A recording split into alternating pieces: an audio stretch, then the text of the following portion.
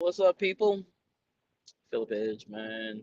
Back at it again. I'm leaving the Ultimate Speakers Retreat, hosted by Stan Pearson II.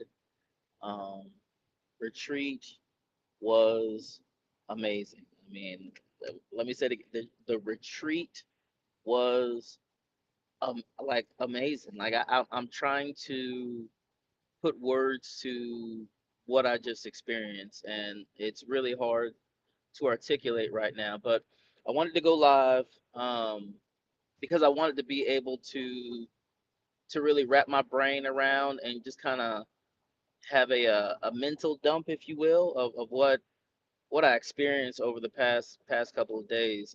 Just being honest, just to a quick recap for those of you who don't know. I've spent the last 2 days with Sam Pearson, right outside of Atlanta, Peachtree City to be specific, at a retreat called the Ultimate Speakers Retreat, and it's literally a retreat for public speakers, specifically people who want to speak in the collegiate and high school realms. So that's what the actual retreat was about. It was an intimate affair. I think there were probably 25, 28 of us in there, and Stan led the whole thing. Um, we were there. We honed in on our story. He really worked with us to kind of craft that story from an intro perspective. So we felt like we knew our craft very, very well. In addition to that, though, he did something I've never seen done before. He literally pulled back the veil and he shared with you the business of speaking. So some of you, maybe you're like me, right? You think that if you're a good speaker, you're a good orator, you know, you speak a couple times, you build up your crap. Well, people will find you and they'll start booking you, right? That's the mind process. It's the mindset. That's what we think, but that's not the way it works. One of the things that as Stan taught us and learned, we learned one thing that I realized was you can be really, really dope and nobody know about you. Like really dope as a speaker, as an orator, and nobody know about you unless you know some of the behind the scene things that will help to market you, that will help to push you, right? You got to have a dope message, but you got to have some fire marketing. And if you don't, I'm telling you, y'all, you're gonna be left holding the bag, left frustrated, right? Wondering why nobody's calling me, why nobody. I'm so good, right? Right? Have you ever seen people like who stand up and speak, and you're like, yo, they were kind of subpar. As my daughter would say, they were mid. You know what I'm saying? They were mid. That means that they weren't that good. They were mid, right? But the reality is, those people who are mid are killing it. Why are they killing it? Because they know the business of speaking. And over the past 2 days, y'all, when I say we learned the business of speaking, right?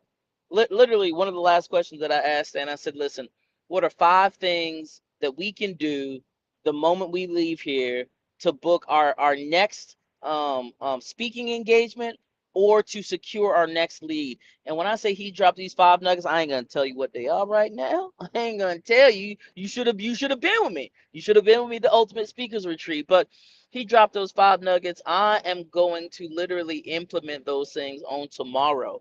I'm not waiting. I'm not passing go, like I'm not no, tomorrow I'm going to begin the implementation process of the things that he shared with us, right? So it's super dope. So we also worked on like stage presence. We also worked on interviewing and being able to speak in sound bites. Um, Man, just amazing, right? Like I said, I learned so much during during during the session. I mean, it literally blew my mind. That's right, Pope. You know what I'm saying? Like bro, like when I like you can be dope and nobody know who you are. So the cool thing that happened, man, is um we're able to get around this community of people, bro, and and we were cheering each other on, and we were talking. And the cool thing is, a lot of, like I said, this is a room full of speakers, so people spoke. Now everybody spoke about different things, but even if you spoke about something similar, we learned that there's enough to go around. There are many opportunities out there, and you just got to figure out, how to position yourself to get an opportunity. Now, that man, there's just so many little secrets to the game, that it's not what you think. It's not what you see on TV, right? There's so much more behind the art or the business of speaking, and we learned that, man. So it was awesome. I learned a lot. I got a lot of little secrets. So I'm gonna start implementing those little pieces once I get back up to Rome, GA, where home is, man. I miss my family. I did. But I'm gonna say this: more than anything, being around this group, it solidified in me that I'm dope. I'm a dope speaker. And they were dope speakers. And it's okay to be a dope speaker. You don't have to dumb yourself down, y'all. If you're dope, you're just dope. You know what I'm saying? At the end of the day, if you're not dope, then you shouldn't be speaking. You shouldn't be doing that. You know what I'm saying? But it's okay to be a phenomenal speaker. It's okay to be a dope speaker. So I grew this new level of confidence in who I am and how I show up. And there's nothing wrong with being dope, right? If you don't believe in yourself, how in the world do you expect someone to invest in you? Let me say it again. If you don't believe in yourself, how in the world can you expect somebody to invest in you? What are you gonna go to them and be like, well, I'm a subpar speaker? You know what I'm saying? Like, oh, I'm okay. You know what I'm saying? So literally, you have to know and understand how dope you are when you show up, and it's cool. I see you, Tay. It's funny because yeah, I've always, I mean, I'm just keeping it real. I've known I was dope. You know what I'm saying? But here's the thing.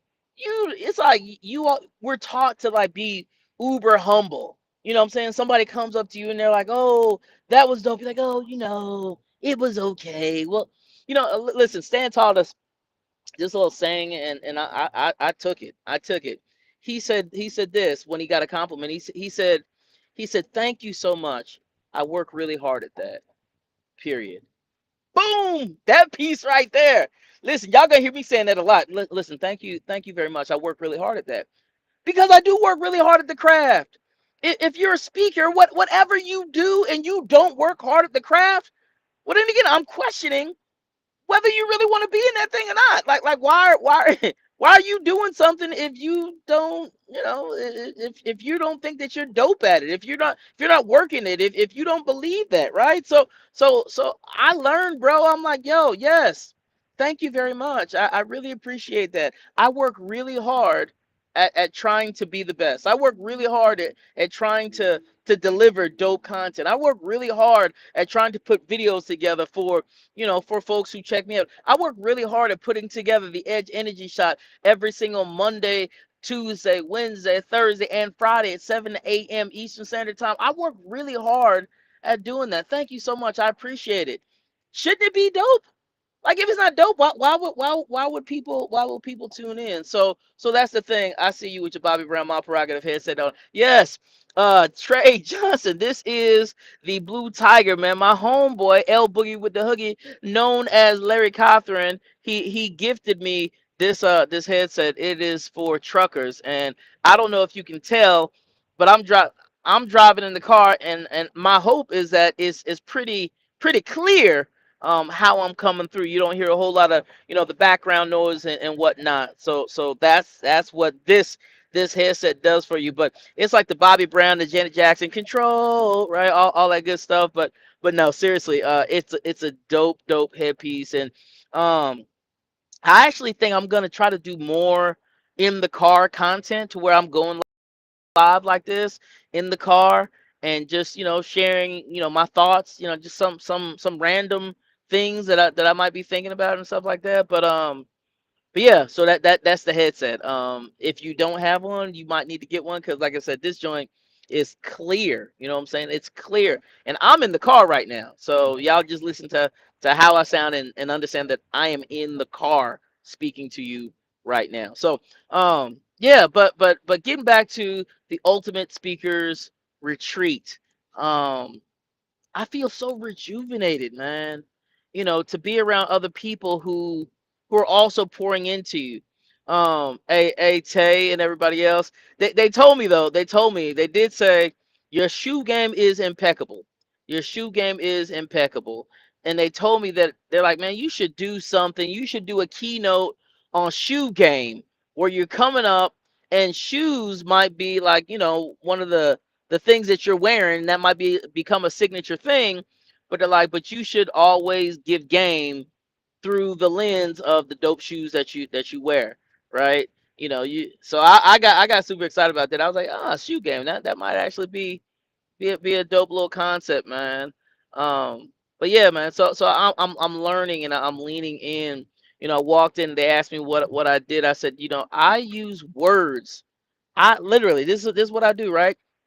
So they're like, so Philip, what do you do? I said, I use words to break barriers so that people can move from apathy to believable, right? Literally, we're moving and transitioning to a place where you are believable, right? Believe, ABLE, right? So we got to get to the place where we believe that we are able, right? Literally, that's the thing that I was talking about, right? So we had a good time, y'all. We had a good time, but anyways, I'm heading back home. I wanted to just jump on just real quick, um, drop some randomness and share with you all my experience. I did the very same thing coming down here, just telling you all the story of of how I even got there. And if you haven't seen that, go back, maybe scroll up just a little bit and take a look at that video. But you all, this has blown my mind, and I'm seeing things from a different lens. I feel like I just went into the Matrix, and I'm expecting, like when I say I'm expecting the fruit from this retreat to be huge. I'm expecting this harvest from this retreat to be huge. I'm expecting it, man. I'm believing it. I know it's going to happen. I know it's going to happen. Like there's no doubt in my mind. It's going to happen, right? So I'm expecting it. It was dope. I got some things in the pipeline right now. So, yeah, we're gonna take this thing to the next level, man. We're gonna take it to the next level. So y'all be on the lookout. Be on the lookout. And oh, if you know somebody who is in, high school from an educator's perspective, maybe they're a teacher, principal. If you know somebody in the college realm and they're looking for speakers, tell them you know a dope one. His name is Phillip Edge.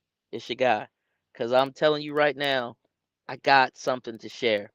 And I believe that when I share what's on the inside of me, it's going to break barriers in people's lives and push them to a level of being believable where they believe themselves. Now, listen, check this out.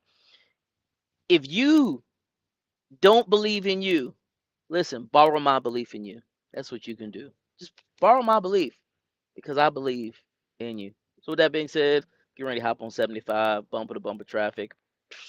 This is crazy. This is crazy. Y'all know how Atlanta traffic is. So get ready to jump on 75 bumper to bumper traffic. But I just wanted to jump on just for a minute to share with you my experience at um the Ultimate Speaker Retreat, hosted by Stan Pearson II. Amazing, amazing. And if you're not following Stan Pearson II, go ahead and follow him. He is an amazing orator, creative, just super dope in what he does, man. So check him out, and yeah, you'll be seeing more soon. So y'all be easy. We'll talk soon. Yeah, all that good stuff.